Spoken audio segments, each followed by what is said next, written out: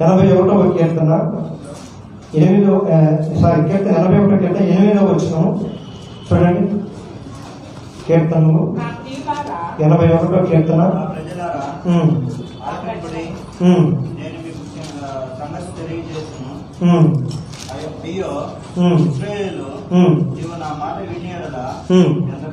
చాలు. నా ప్రజలారా ఆలకింపుడి, నేను మీకు సంగతి తెలియజేస్తాను. అయ్యో ఇశ్రాయేలు, నీవు మా మాటలు వినని ఎడల ఎంత మేలు. చూడండి, దేవుడు అంటున్నాడు, దేవుని మాట మీరు వింటే మీకెంతో మేలు. దేవుని మాటలు వినుట ఏంటి బెనిఫిట్స్ అని అంటే ఫస్ట్ గుర్తుపెట్టుకోండి, దేవుని మాట వింటున్నానంటే నాకేదో మేలు కలగబోతుంది. ఆమేన్. ఈరోజు నేను దేవుని సన్నిధికి వచ్చాను, దేవుని మందిరానికి వచ్చాను, దేవుని మాట వింటున్నాను అంటే ఖచ్చితంగా నా జీవితంలో ఏదో జరగబోతుంది, అది మేలైనది. ఆమేన్. ఎంతమందికి నమ్మకం ఉంది అన్నమాట? మీ నమ్మిక చొప్పున దేవుడు మీ జీవితంలో జరిగించడం కనుక. నమ్మకం లేకపోతే నమ్మకం కలిగించుకోవడానికి ప్రయత్నం చేయండి. ఎందుకంటే దేవుడు అంటాడు, మీ నమ్మిక చొప్పున మీకు కలుగును కాక అంటాడు. నాకు నమ్మకం లేదండి చేయండి అంటే అవిశ్వాసం బట్టి దేవుడు ఏం చేయడు. అవిశ్వాసంతో జోడుగా ఉండగాకండి అంటాడు వాక్యం. అవిశ్వాసి తన జీవితంలో ఏం పొందుకోలేడు ఎప్పుడు కూడా, ఎందుకంటే తన దేన్ని నమ్మడు కాబట్టి. కొంతమంది బైబిల్లో నమ్మి చనిపోయిన తన తమ్ముడిని 3 రోజులు అయిపోయిన తర్వాత కూడా బతికించుకునేది. కొంతమంది నమ్మి ఇంకా నా జీవితం నా కళ్ళు రావాలన్నా కూడా కళ్ళు తెరవబడ్డాయి. అవన్నీ బైబిల్లో కాదు, సాక్షాత్తుగా మన జీవితంలో కొన్ని దిక్కలు జరిగాయి. నాకు తెలిసినటువంటి సంఘటనలు చాలానే జరిగాయి. కడుపుతో క్యాన్సర్ గడ్డతో వచ్చింది ఒక ఆమె మందిరానికి. హాస్పిటల్కి వెళ్ళినా బతకదని చెప్పేశారు. అప్పటికే అది ఇంచుమించు 1 కేజీ 253 గ్రాములు బరువు పెరిగింది ఆమె కడుపులో. ఇంకా బ్రతకడం అసాధ్యం అని చెప్పారు. ఆమె రక్తం అంతా పొల్యూషన్ చెడిపేసింది. ఎందుకు మనకి ఏదైనా ఇష్టమైన పెట్టండి, తింటే అది కూడా తింటే అరగదు, చూసుకొని ఇంటికి వెళ్ళి అని చెప్పేశారు. ఇంటికి వెళ్ళి ఏం ప్రయోజనం చేస్తారమ్మా, ఎట్టో డాక్టర్ చనిపోయాడని చెప్పారు కదా, ఒక పని చేయండి, సీదా ఆ చచ్చిపోయి ఆమె సమాధికి చర్చికి తీసుకెళ్ళండి అని చెప్పింది అంటారు. చర్చిలో ఆ హాస్పిటల్ ఒక నర్సు క్రిస్టియన్. చనిపోయామే కదా, ఇంకెందుకు ఇంట్లో పెట్టుకుంటారా, మీరు ఎప్పుడో చచ్చిపోయేది కదా, ఇంక సీదా సమాధి అనుకొని చర్చికే పోండి, చర్చిలో పెట్టేయండి 3 రోజులు. దేవుడు బాగు చేస్తే బతుకుద్ది, బాగా చేయకపోతే తీసుకొని సమాధులు వేసేయండి అని చెప్తే వాళ్ళు సరేలే ఎంతో చెప్పారు అని చెప్పారు, చూద్దాం దీనికే ఖర్చు ఏం లేదు కదా, డబ్బులు ఏం లేదు కదా అని తీసుకెళ్ళి చర్చిలో పడేశారంట. వారం లోపల తర్వాత రికవర్ అయింది. తర్వాత హాస్పిటల్కి వెళ్ళి చూపించుకొని కడుపులో కట్టే లేదని చెప్పారు. దేవుడికి మహిమ కలుగుతుంది. అదేంటి, ఇదే డాక్టర్లు చెప్పారు కదా కడుపులో కట్ట ఉందని. అవునమ్మా మేమే చెప్పాము, మరి ఇప్పుడు ఎందుకు లేదు ఏమో మాకు తెలియదు. వండర్, ఆశ్చర్యంగా ఉందమ్మా ఇది. ఏమన్నా రిపోర్ట్లు మిస్టేక్ అయినాయా? లేదు, అంత కరెక్ట్గానే ఉంది.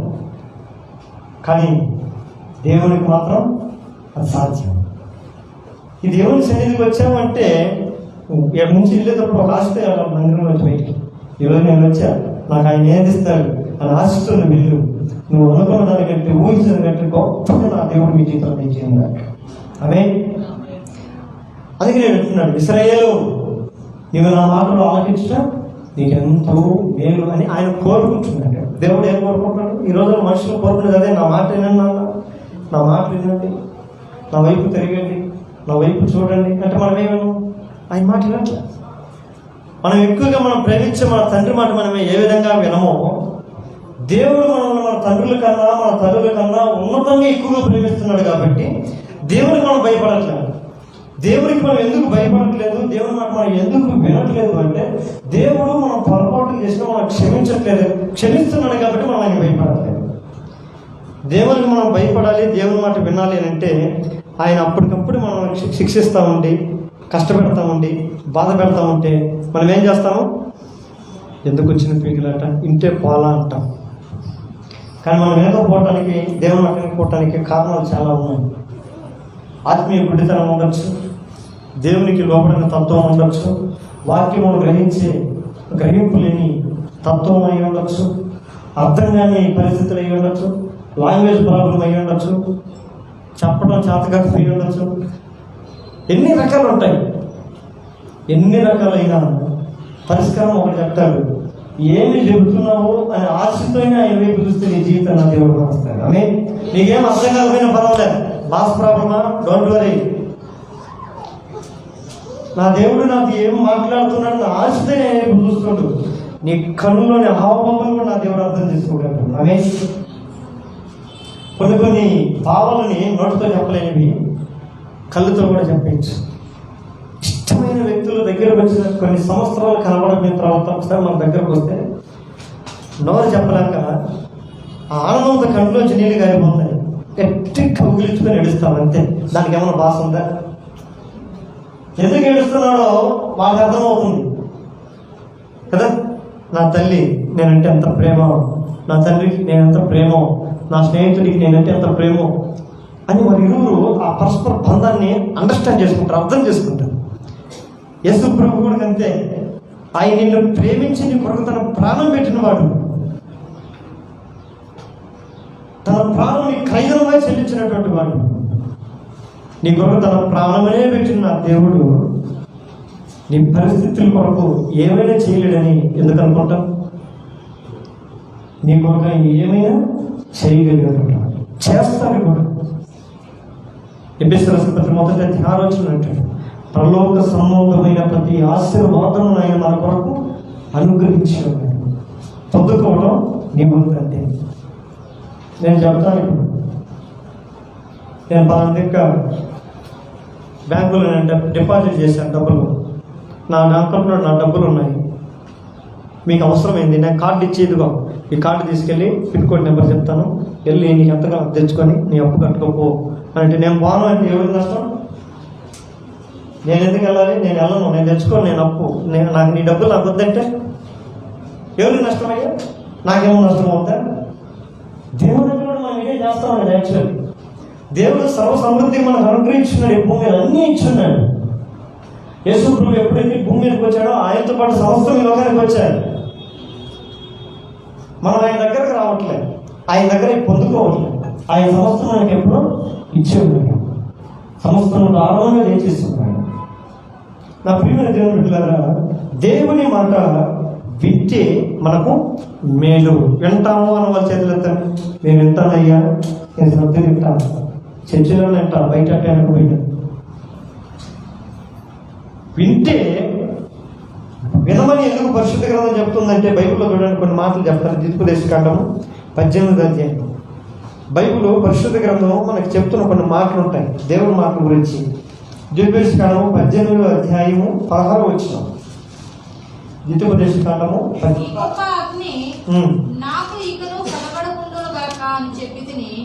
ఆ సమయమున నీ దేవుడైన యెహోవాను నీవు అడిగిన వాటన్నిటిని చొప్పున నీ దేవుడైన యెహోవా నీ మధ్యను నా వంటి ప్రవక్తను నీ సహోదరులలో నీ కొరకు పుట్టించును. ఆయన మాట నీవు వినవలెను. ఆయన మాట నీవు వినవలెను. దేవుడు తన ప్రజలతో చెప్తున్నటువంటి మాట. దేవుని మాట బట్టి నీ అభిప్రాయం ఎలా ఉండాలి అని పరిశుద్ధ గ్రంథం చెప్తుందంటే, మన అభిప్రాయం ఎలా ఉండాలంటమ్మా? నీవు దేవుని మాట వినాలి. ఫస్ట్ ఆఫ్ ఆల్ నేను ఎన్నయ్యా, మా అమ్మ మాట ఎన్ను, మా నాయన మాట ఎన్ను, నేను ఎవరి మాట ఎన్ను అంటే ఎన్నవాక. వాళ్ళ మాట వినకపోతే నీకు కలిగే నష్టం ఎంతో నాకైతే తెలియదు, కానీ దేవుని మాట వినకపోతే కలిగే నష్టం అది వర్ణించలేనంత గొప్పది. నెంబర్ 1. అందుకని పరిశుద్ధ గ్రంథం ఏం చెప్తుంది? నేను దేవుని మాట వినవలను. రెండవది చూడండి అమ్మా, రెండవది వినకపోతే ఏమవుతుంది? దీనికి ప్రశ్న. దేవుని మాట వినవలని దేవుడు వాక్యం అంటుంది కదా, వినకపోతే ఏమవుతుంది? ఇర్మియా గ్రంథము 13వ అధ్యాయం 17వ వచనం. ఇర్మియా గ్రంథము 13వ అధ్యాయము 17వ వచనం.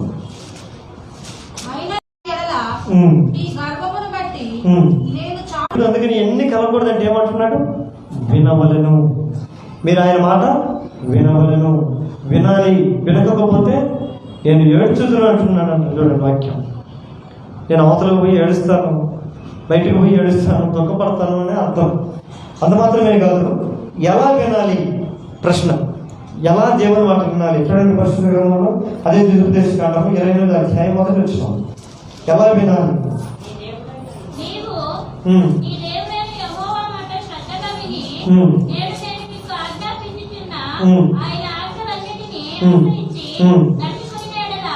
నీ దేవుడైన యెహోవా భూమి మీద ఉన్న సమస్త జనముల కంటే నిన్ను హెచ్చించును. ఇక్కడ అంటున్నాడు, దేవుని మాటలు వినేటప్పుడు ఎలా వినాలంట? శ్రద్ధగా. సినిమా సీరియల్ ఎలా చూస్తారు? ఎంతమంది చూస్తారు సీరియల్? ఊర్లోనూ ఏదో చెప్పండి. సినిమాలు పిక్చర్ వాళ్ళంతా సినిమాలు పిక్చర్ వాళ్ళు ఎలా చూస్తారు? సినిమాలు సీరియల్ బాగా చూస్తున్నారు. చిన్నపిల్లలు ఏదన్నా మొక్కను చెడ్డపిల్లలు తీరా పక్కన వాడు పదే అడ్డం తెచ్చిపెట్టినాడు. ఈత మీద ఒక బాధ అన్న వాడిని పక్కకు పోరా మనకి మళ్ళీ ఈ టైంలో వస్తా అంటాం. నేను చదువుకునేటప్పుడు మా క్లాస్మేట్ ఒక అబ్బాయి ఉండేవాడు. వాటితో పాటు మేము సినిమాలకు పోయాము. అప్పుడప్పుడు సినిమా వచ్చేటప్పుడు వాడు కళ్ళు ఎట్టుంటాయి అంతే, రెప్ప కొడితే మళ్ళీ ఏ సీన్ పోద్దు అన్నట్టుగా చూస్తాడు. అడ్వర్టైజ్మెంట్లు వచ్చేటప్పుడు ఫస్ట్ మధ్యలో టీవీ సినిమా వచ్చేటప్పుడు టీవీలో అడ్వర్టైజ్మెంట్లు వస్తాయి.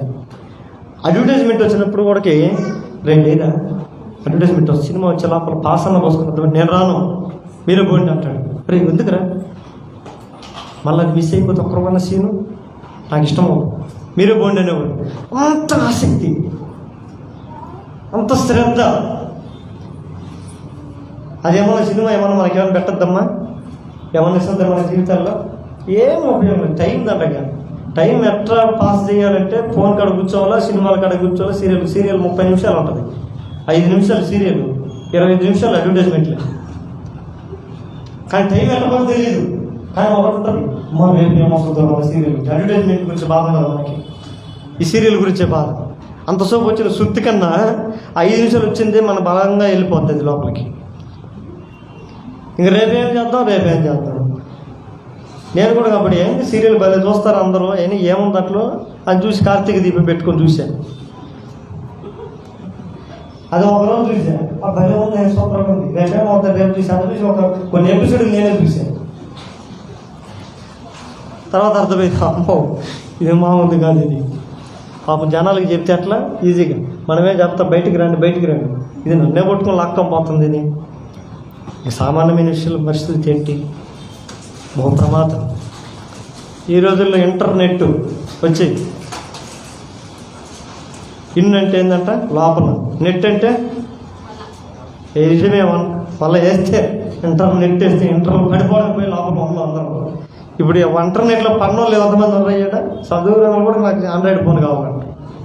మరి నీకు ఎందుకు ఆండ్రాయిడ్ ఫోన్ కావాలంటే అందరూ మా పట్టి నాకు తెచ్చి భార్య దెబ్బలాడతారు భర్త. ప్రతి ఒక్కరికి ఆండ్రాయిడ్ ఫోన్ కావాలి. ఎందుకు? దాంట్లో ఇంటర్నెట్ ఉంది. సాతాను వేసిన నెట్లో ఎవరు పడిపోవాలా? ప్రతి ఒక్కరు పడిపోవాల్సిందే. పాస్టర్లే పడిపోతారు ఈ రోజుల్లో, ఆశ్రమంలో పడిపోతారు ఈ రోజుల్లో. విశ్వాసులు ఒక లెక్క. పాస్టర్ గారు ప్రార్థన అవసరత కోసం పోయాడంట, ఒక ఇంటికి విజిటింగ్ పోయాడంట.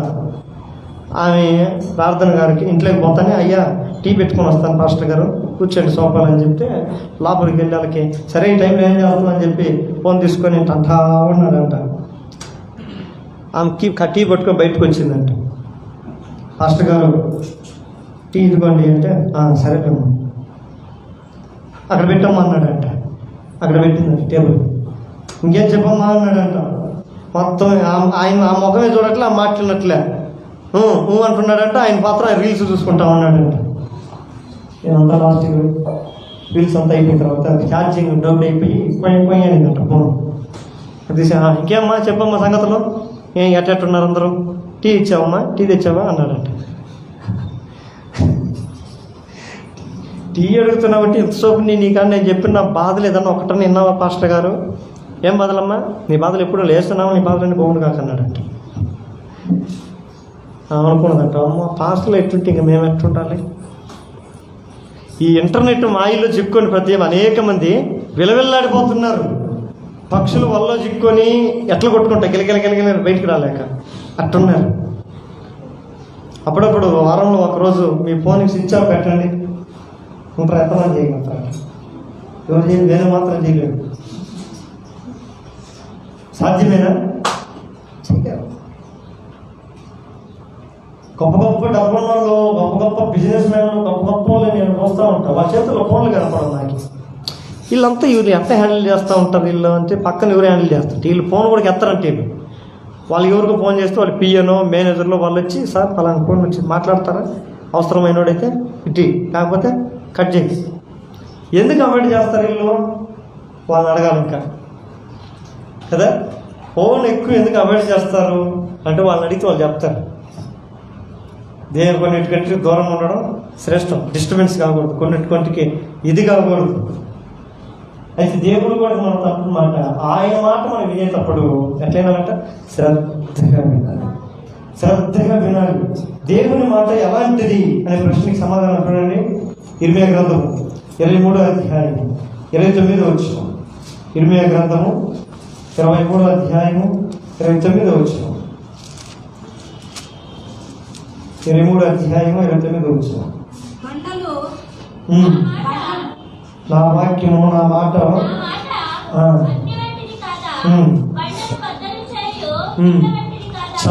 నా వైపు చూడండి. దేవుని మాట ఎలాంటిది? నువ్వు శ్రద్ధగా ఆలకిస్తూ ఉంటే దేవుని మాటని ఎట్లా వినాలంట? శ్రద్ధగా ఆలకించాలి. శ్రద్ధగా ఆలకిస్తే దేవుని వాక్యం నీకేమవుతుంది తెలుసా? బండను బద్దలు చేయు శుద్ధి వంటిది కాదా అంటుంది వాక్యం. ఆమె దేవునికి మహిమ కలుగును గాక. నువ్వు వెనకపోయిందనుకో ఏం ఉపయోగం లేదు. నువ్వు శ్రద్ధగా వింటూ ఉంటే ఆ వాక్యము ఒక బహు బలము కలిగినది ఉండి బండను బద్దలు చేసే శుద్ధి వంటిదంట. అంటే బండ ఎలాంటిదంటే, బండ అంటే దానికి అర్థం అంటే బలమైనదని, గట్టిదని, స్థిరమైనదని, కదలనదని అర్థాలు వస్తాయి కదా. నీ జీవితంలో కథల లాంటి శ్రమలు ఉన్నా, పర్వతం లాంటి సమస్యలు ఉన్నా, పెద్ద కొండల లాంటి ప్రతికూల పరిస్థితులు ఉన్నా, నా దేవుని వాక్యం శ్రద్ధగా ఆలకిస్తుంటే ఆ సమస్యలన్నింటినీ బద్దలు చేస్తే శుద్ధి వంటిది నా దేవుని వాక్యం. దేవునికి మహిమ కలుగును గాక. కొన్ని సమస్యలు మన చేతుల నుంచి మనం తీసేసుకోలేకపోతుంటాం. ఎంతనో ప్రయాసపడు, ఎంతనో ప్రయత్నం చేయి. ఈ అప్పు తీర్చేసుకున్నాం అనుకుంటే ఇంకొక అప్పు తయారవుతుంటుంది. ఈ అప్పు తీర్చుకునే లోపల ఈ అప్పు తెచ్చుకుని ఇంకొక అప్పు, ఆ అప్పు తెచ్చుకోవడానికి ఇంకొక అప్పు. ఈ అప్పులన్నీ ఎప్పులై తల మీద ఏపోయి మోపులేవి పడిపోయి మొయిలాక అల్లాడిపోతూ ఉంటాం. దేవా ఈ పరిస్థితుల నుంచి ఎట్లా రావాలి? ఒక ప్రార్థన. ఈ రోజుల్లో గ్యాస్ ట్రబుల్తో స్టార్ట్ అయినటువంటి జబ్బులు, గ్యాస్ ట్రబుల్ కోసం ప్యాండీ అని అయ్యని వేసుకొని ఈ కిడ్నీల మీద ఎఫెక్ట్ చూపిస్తున్నాయి. ఈ కిడ్నీలు దెబ్బతినేసి తీసుకున్న డైజెస్ట్ కాకుండా పూర్తిగా దానివల్ల వేరే రోగాలు, ఊపిరితిత్తుల రోగాలు, ఇంకొక రోగాలు. గ్యాస్ ట్రబుల్ మాయం చేసుకునేదానికి పోయి కిడ్నీలకు సమస్య తెచ్చుకోవటం, కిడ్నీలకు సమస్య తెచ్చుకోవడానికి పోయి ఊపిరితిత్తుల సమస్యలు తెచ్చుకోవటం, దాని ఊపిరితిత్తులు క్లియర్ చేసుకోవడానికి పోయి గుండెకి సమస్య తెచ్చుకోవటం. ఒకదాని తర్వాత ఒకటి మనుషులు అనేకమైన సమస్యలు. అయితే వీటన్నిటికీ పరిష్కారం దేవుడు ఒక మాట చెప్తున్నాడు. ఎందుకో ప్రతి మనుషుడు సమస్యని ఎక్కువగా కొని తెచ్చుకుంటున్నాడంటే దేవుని మాటల శ్రద్ధ వినకపోవటం, ఆ సమస్య ఏదో దేవునికి తీర్చేటట్టుగా ఒప్పచెప్పుకోకపోవటం. ఏంటి ఆ సమస్యను మనం ఏం చేయట్లేదు, ఒప్పుకోవట్లేదు దేవుని దగ్గర. నీ భారం యెహోవా మీద మోపం, ఆయనే నిన్ను ఆదుకున్నట్టు. మన భారం మనం మోస్తున్నాము కానీ ఆ భారం దేవుని మీద పెట్టట్లేదు, దేవుని దగ్గర పెట్టట్లేదు. ఆ భారం మనమే మోసుకుంటున్నాం. ఆ భారం పెరిగి పెరిగి పెరిగి కాస్త మనం బలహీనం అయిపోతాం. అది మనం అణిచివేస్తుంది, త్రొక్కివేస్తుంది, దేవునికి పనికిరంతా కనుమరుగు చేస్తుంది. అయితే ఆ రీతిగా ఉండకూడదు అనేది మన జీవితం, దేవుని యొక్క ప్రణాళిక. మీరు నా మాటలు శ్రద్ధకేనండి, వింటే మీ జీవితంలో ఉన్నతమైన ప్రతి సమస్యను నేను విడిపించి మీ జీవితంలో సమాధానం కలిగిస్తానని దేవుడిచ్చే సమాధానం. దేవుని మాటలు ఎలా వినాలి? ఈ దేవుని మాట కాల్చివేసే, బద్దలు చేసే శుద్ధి వంటిది, కాల్చివేసే అగ్ని వంటిది అంటుంది వాక్యం. అగ్ని మనుషుల్ని కాల్చేస్తుంది, దేవుని వాక్యము మన బుద్ధిహీనత కాల్చివేస్తుంది. దేవుని వాక్యం మనల్ని ఏం చేస్తుంది అంటే మన ఆలోచనల్ని ఫస్ట్ నెగిటివ్ థింగ్స్ ఉంటాయి కదా, ఇవన్నిటిని కాల్చేస్తుంది. కొన్ని దగ్గర దేవుని దగ్గరకు వచ్చిన తర్వాత అవదు అని అంటారు కొన్ని దిక్కల, కానీ దేవుని వాక్యం అంటుంది అవుతుంది అని అంటుంది. జరగదు అంటుంది లోకం, దేవుని వాక్యం అంటుంది జరుగుతుంది అంటుంది. ఎవరు రాసిన పత్రికలు అంటాడు, తన మహత్తు గల మాట చేత సమస్తము ఆయన నిర్వహించి, తన వాక్కు చేత ఆకాశము కలుగును గాక, భూమి కలుగును గాక, భూమి మీద ఉన్న సమస్తమును కలుగును గాక అంటే అయిపోయింది ఒకటే మాట. మాట చేత నువ్వు ఒక పక్షిని తయారు చేయి, అవుతుందా? ఒక గేదెని తయారు చేయి, అవుతుందా? కాదు. కానీ దేవుని మాటకి ఏముంది? శక్తి ఉంది. ఆయన పలకగలిగితే ఏమైనా జరుగుతుంది. నా దేవుడు మీ జీవితంలో వినుచున్న మీ జీవితంలో ఆయన పలికాడంటే అది కరెక్ట్గా స్పాట్లో కానీ పడిందంటే ఏమైపోద్ది? అయిపోయి. వేటకు పోవాలి, మంచి వేట మాంసం తినాలి అని అడవికి బయలుదేరాడు వేటగాడు. బాణం ఉంది, విల్లు ఉంది, అన్నీ ఉన్నాయి. అడవి ఉంది, అడవిలో తిరిగే జంతువులు ఉన్నాయి. ఆయన గురి తీసి కొట్టిన జంతువు మీద పడితేనే ఆయన ఆశ తీరుతుంది. రైట్, అంతే కదా. ఆ జంతువులు పరిగెడుతున్నప్పుడు ఆయన బాణం గురి తెప్పించి దానివల్ల ఉపయోగం లేదు. దేవుని వాక్యం కూడా ఇంతే. ఆ జింకలు కానీ ఆ కుందేలు కానీ స్థిరంగా ఉండవు, ఏమైనా పరిగెడుతుంటాయి. ఈయన ఏటాడని మన ఆలోచనలు కూడా దేవుని వాక్యం అన్నప్పుడు పరిగెత్తకూడదు. దేవుని వాక్యం నేను తాకాలని ఇష్టపడుతుంది. ఆ ఏటగాడు వల్ల ఆయన కూడా నీ మధ్యకి వస్తాడు. నీ జీవితాన్ని తృప్తికరంగా మార్చాలని, నీ జీవితాన్ని ఉన్నతంగా మార్చాలని. కానీ దుష్టుడు ఏం చేస్తాడు తెలుసు? నీ ఆలోచనలు చనిపేస్తాడు. ఎనకు వాక్యం సరిగ్గా ఎనకు. నీ ఇంట్లో గురించి చేసి చెయ్యి. ఇంట్లో ఏం పెట్టి వచ్చావు? నీ ఇంట్లో చికెన్ చేసి వచ్చావు, నువ్వు పోయి చాలా వాళ్ళు తినేసి ఉంటే, నువ్వు చేసిన బిర్యానీ వాళ్ళు తినేస్తే అమ్మాయి ఏంటి పరిస్థితి? ఎడుగొచ్చునేసి చేస్తాం. వాడి గురించి, పని గురించి వచ్చింది, మన ఉద్యోగాల గురించి వచ్చింది, అన్ని చూడండి వచ్చింది. ఎక్కడ చదవగొట్టేస్తుంటాడు. కారణం ఏంటంటే దేవుని వాక్యం నీ మీద పడకూడదు. అయితే దేవుని వాక్యం నీ మీద పడేటప్పుడుగా మొదట మనం ఏం చేసుకోవాలి? సిద్ధం చేసుకోవాలి. సేద్యం చేయాలి. సేద్యం మొక్కలతో ముళ్ళ కంపలన్నీ నరికేయాలి, మొత్తం శుభ్రం చేయాలి, సాలు తీయాలి, నాగలతో దున్ని, ట్రాక్టర్తో దున్ని, చివరికి ఆఖరిగా విత్తనం వేస్తారు రైతు. అప్పుడు ఆ విత్తనం ఫలిస్తాం. ఇప్పుడు మనం కూడా దేవుని వాక్యము, దేవుని మాట మన జీవితంలో ఫలించాలి అని అంటే మొదటిగా మనం ఏం చేయాలి? హృదయం అనే మనసును, హృదయం అనే ఈ పొలాన్ని మనం శుద్ధి చేసుకోవాలి. ఫస్ట్ సిద్ధం చేసుకోవాలి. దేవాలయం సిద్ధంగా ఉన్నా నాతో మాట్లాడు అనాలి. అంతే. ఏంటి? నాతో మాట్లాడయ్యా అని అంటే ఖచ్చితంగా దేవుడు.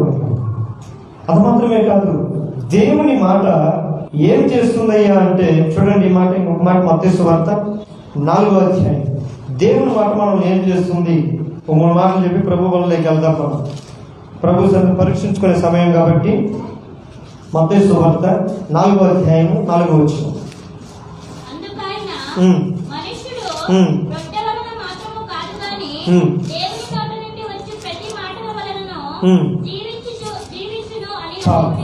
చూడండి, మొదటగా దేవుని మాట వింటే కలిగే ప్రయోజనాలు ఏంటి అంటే, దేవుడు నా మాట వింటే దేవుని మాట వలన మానవులు జీవిస్తారు. మరి ఎన్నోళ్ళందరూ జీవిస్తున్నారు కదా అంటే వాళ్ళని చచ్చిపోయిన వాళ్ళ, చర్చికి వాళ్ళు యేసుప్రభువు నమ్ముకున్న వాళ్ళందరూ కూడా జీవిస్తున్నారు కదా.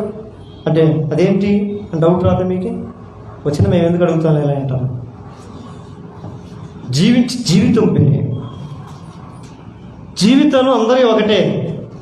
కానీ ప్రకటన గ్రంథంలో ఒక మంచి మాట అంటాడు, మనకు వివరించిన సమయం లేదు కానీ ఒక ఆయన అంటాడు, నేను జీవిస్తున్నాను, బాగుగా జీవిస్తున్నాను, ధనం ఉంది, సంపద ఉంది, ఐశ్వర్యం ఉంది, గొప్ప గొప్ప అన్నీ ఉన్నాయి, నాకేంటి అంటే దేవుడు వాళ్ళని చూసి అంటాడంట, నీవు జీవిస్తున్నావు అని పేరు మాత్రం కలిగి ఉన్నావు కానీ నీవు మృతుడివి. ఏ విషయాల్లో ఉన్నతమైన వాటిని గుర్తించే విషయాల్లో మానవుడు మృతి చెందిన వాడుగానే ఉన్నాడు. ఇది నెంబర్ 1.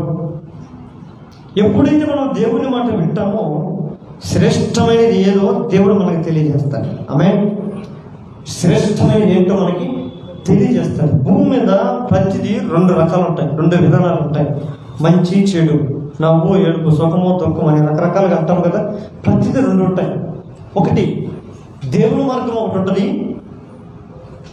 దుష్ట మార్గం ఒకటి ఉంటుంది. ఎప్పుడైతే మనం దేవుని మాట వింటామో దేవుని మార్గం మనం తెలుసుకోగలుగుతాం, దుష్టుని మార్గం మనం విడిచిపెట్టగలుగుతాం.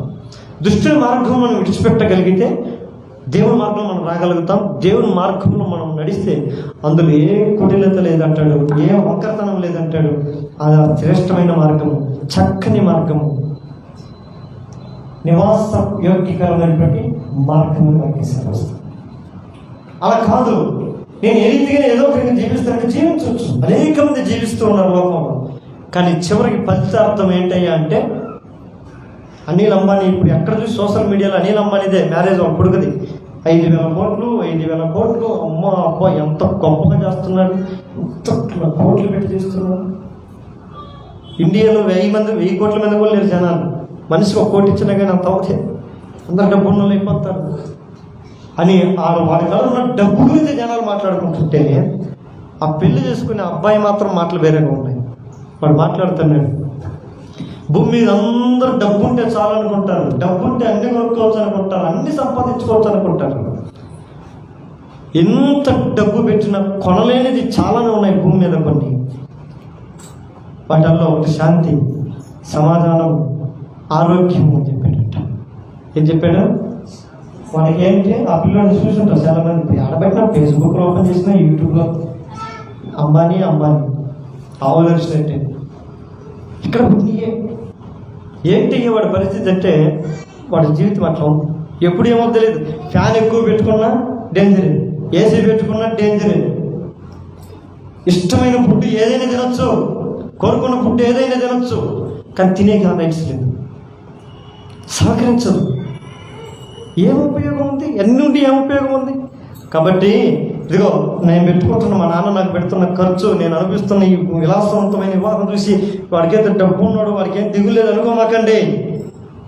జీవితంలో సంతృప్తి లేని నాలో చాలా ఉన్నాయి. అవన్నీ ఎవరిస్తారంటే ఓన్లీ గాడ్. దేవునికి మహిమ కలుగును గాక. ఆమేన్. సంపద కంటే, ధనం కంటే, ఐశ్వర్యం కంటే, ఉన్నతమైన పేరు ప్రఖ్యాతుల కంటే నీ జీవితంలో దేవుడు తగిన సమాధానం ఇచ్చి నిండైన ఆరోగ్యం ఇవ్వటం, దానికి మించిన సంపాదన ఇంకొకటి లేదు. ఆమేన్.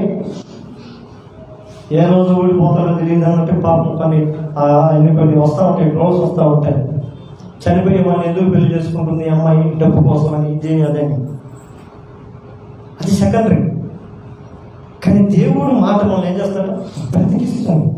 ఒక ఉన్నతమైన జీవితం జీవించేటట్లేదా, దేవుడిలో మనం సంతృప్తి కలిగి ఉన్న, కష్టం వచ్చిందా, బాధ వచ్చిందా, భయపడకు, దేవుడు నీతో ఉన్నాడని ధైర్యంగా ఉండదు. అప్పుడు కష్టాల గురించి మనకు పట్టరు. దేవా ఈ సమయం నాకు మంచి ఆరోగ్యం ఇచ్చారు, చాలు సంతృప్తికరంగా బ్రతికే జీవితము దేవుడు మనకిస్తాడు. యేసు ప్రభుతో పాటు కలిసి జీవిస్తున్న ఆది అపోస్తులు పౌలు శీలలు అంటారు, ప్రతి విషయంలో మేము సంతృప్తి నుండ ఎరుగుదును.